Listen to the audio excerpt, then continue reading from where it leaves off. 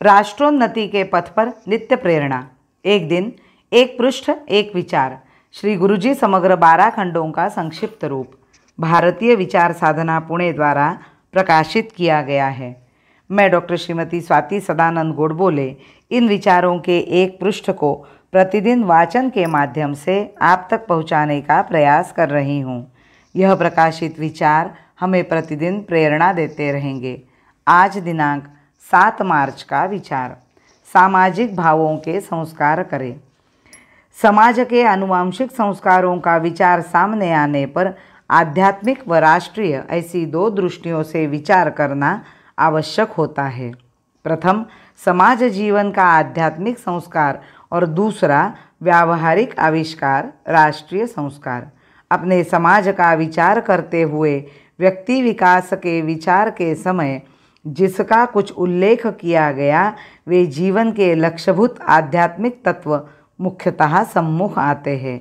व्यक्ति के आध्यात्मिक विकास में उसके व्यक्तित्व की मर्यादाओं को विस्तृत कर समाज के साथ व्यक्ति की एकरूपता का अनुभव, व्यष्टि समष्टि तादात्म्य होना ही चाहिए।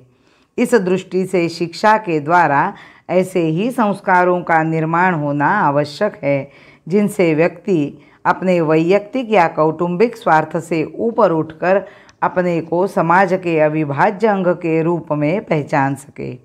इसलिए सामूहिक खेल आदि शारीरिक कार्यक्रम, सामुदायिक प्रार्थना आदि का आयोजन कर बालकों को उसमें सम्मिलित करना और इन आयोजनों द्वारा उनमें सुसूत्र सामाजिक भावों के संस्कार निर्माण करना आवश्यक है।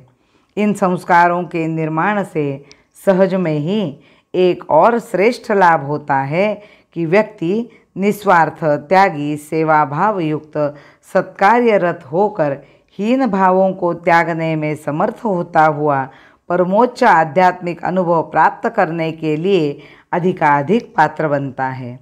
इस प्रकार वह अपने समाज जीवन की परंपरा प्राप्त आध्यात्मिक संपत्ति का अधिकारी बनकर अपने दैनंदिन व्यवहार में राष्ट्र के उत्कृष्ट अंग के रूप में खड़ा हो सकता है। अपनी जीवन धारा में अंतिम लक्ष्य प्राप्ति हेतु समाज धारण करने वाले धर्म का, जो व्यक्ति के लिए अभ्युदय तथा निश्रेयस का हेतु है, पालन करना अत्यंत अनिवार्य कहा गया है।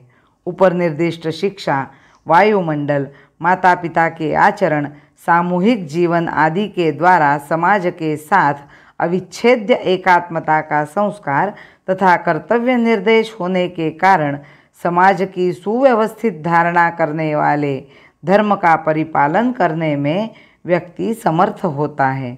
धर्म पालन से स्वतः के जीवन में निश्रेयस तक पहुँचने की पात्रता प्राप्त कर आत्यंतिक अभ्युदय का भी वह लाभ पा सकता है।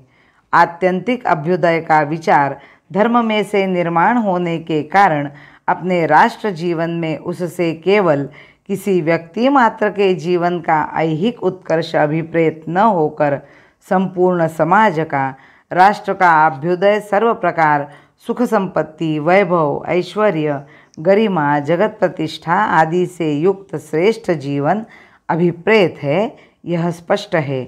अर्थात अपने राष्ट्र की महिमा का ज्ञान, उसके श्रेष्ठ भाव बाल्यकाल में ही अंकुरित हो और फलतः व्यक्ति सर्वोत्तम राष्ट्रहितकारी संस्कारों से प्रभावित होकर राष्ट्र सेवा में काया वाचा मनसा संलग्न होने के कारण सिद्ध हो, इसे लक्ष्य बनाकर वायुमंडल बनाना आवश्यक है।